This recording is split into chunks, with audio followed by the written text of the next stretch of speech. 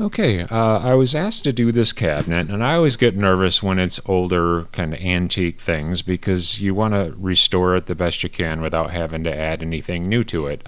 She said that she remembers this as a child at her grandmother's house, and she's 60 something. We're not supposed to talk about women's ages, but so it's been around for a while. And she dropped it off and asked me if I could kind of spruce it up and fix some of the things that are loose and broken on it. The top, this isn't terribly loose, but it does need to be fastened a little bit better. And what I found is it's everything on this is nailed. There are very few screws. There's no actual joinery really for the most part. It's just a lot of nails. They had it restored once, and what they did was kind of shoddy actually. What holds this mirror on is just some crappy little brad nails, but we'll get that fixed up. And then this bracket here is actually kind of crooked. It's been on and off a few times because the holes were stripped out, and there's another stripped out screw here. You can see some of the joints are separating. There's no marking on it to tell how old it actually is. That 576, I'm assuming, is the number of the unit, but and this is actually separating. These nails are kind of stripped out, but I'm going to get this thing apart and we'll get working on it. All right, so I have the top off, and I took some of the drawers out. And this first drawer is not terrible, but it's pretty loose and separating. The bottom panel is bowed downward pretty badly. The back's pretty thin, and there's a few cracks in it. I'll get that all fixed up. There's some joinery on here.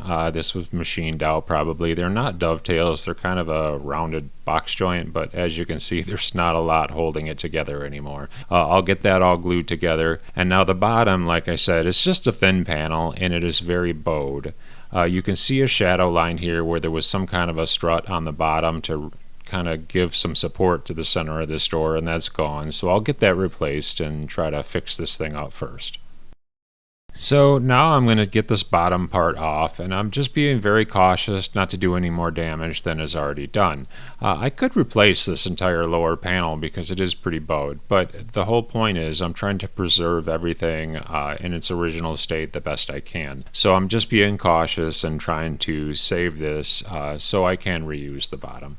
And then, as you can see, without too much trouble, I am able to get this drawer bottom out. Thankfully, there wasn't any glue, and they did just use nails, so that helped. And now you can see I have the drawer fully disassembled. It was surprisingly easy. A few light taps with a mallet, and the whole thing came right apart.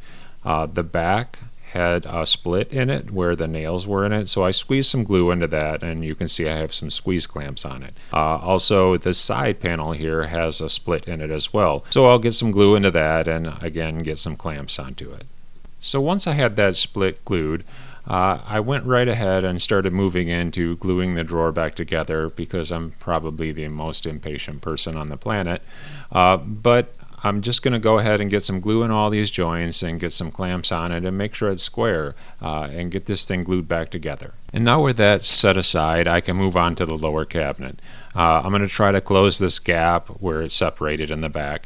The nails did a pretty good job holding this together. There's a tenon that fits into a mortise on these drawers. So I'm going to get some glue into it. Some glue is better than no glue. I'm not getting a lot in there, but I'm going to get some pipe clamps on this and try to squeeze this thing back together. I put some cawls on the outside so I don't mar the finish on the show side of the legs. And then I'll get this squeezed up, and I'll probably drive some new nails in a different spot in this to try to help hold it together. The nails did a pretty good job all these years, so now with glue and a few more nails, it should be good.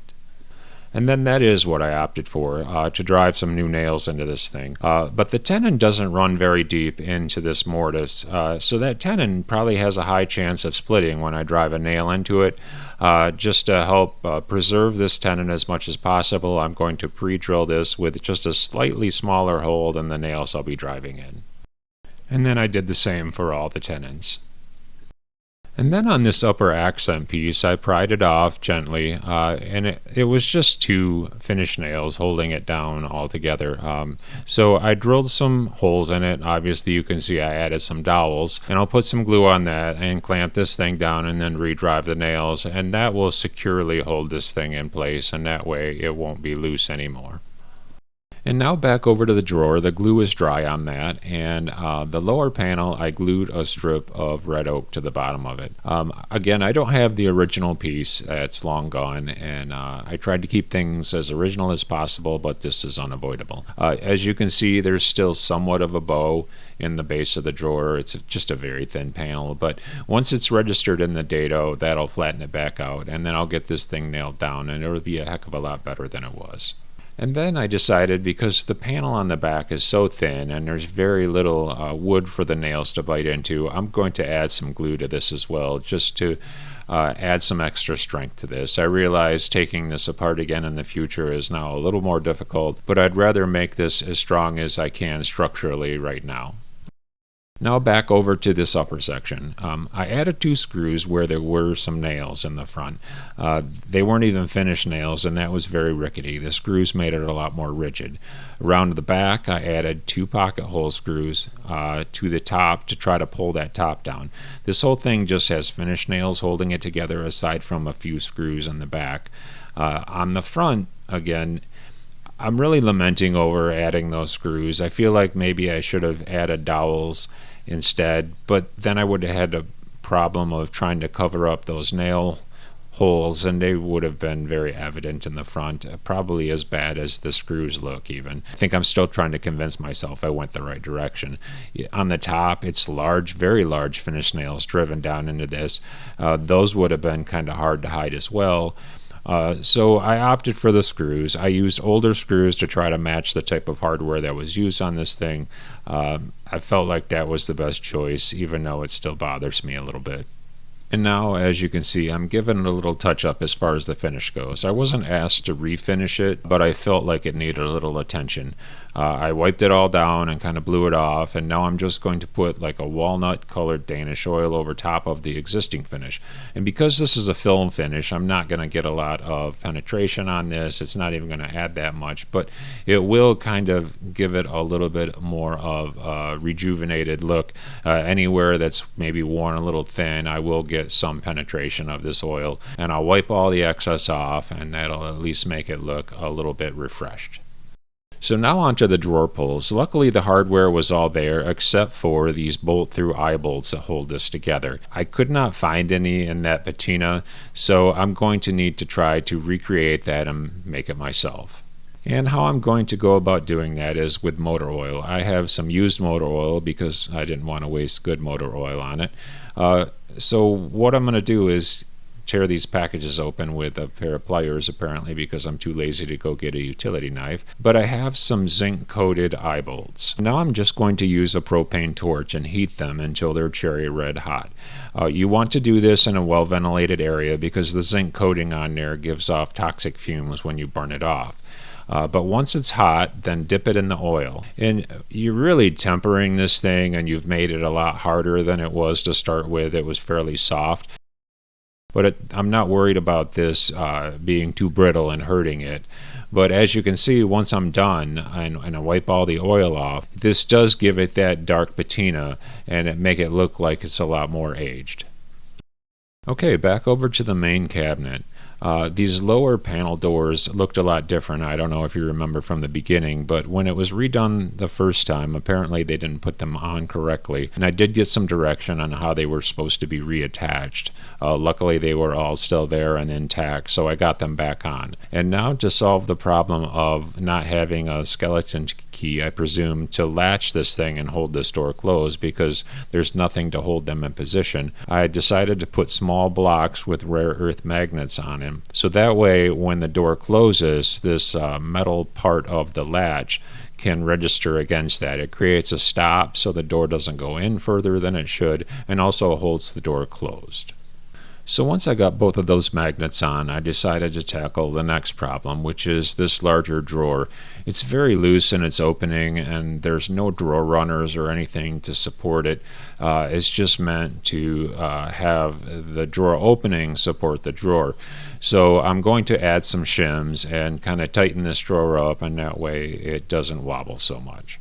And then with that drying, I could turn my attention to the mirror. I took a bunch of time to clean dried tape and some old finish off from it and stick it in place and try to determine the best way to fix this thing into position securely. And then I peeled off this electrical tape, not knowing what it was for, and I found out later. I'll explain that in a minute.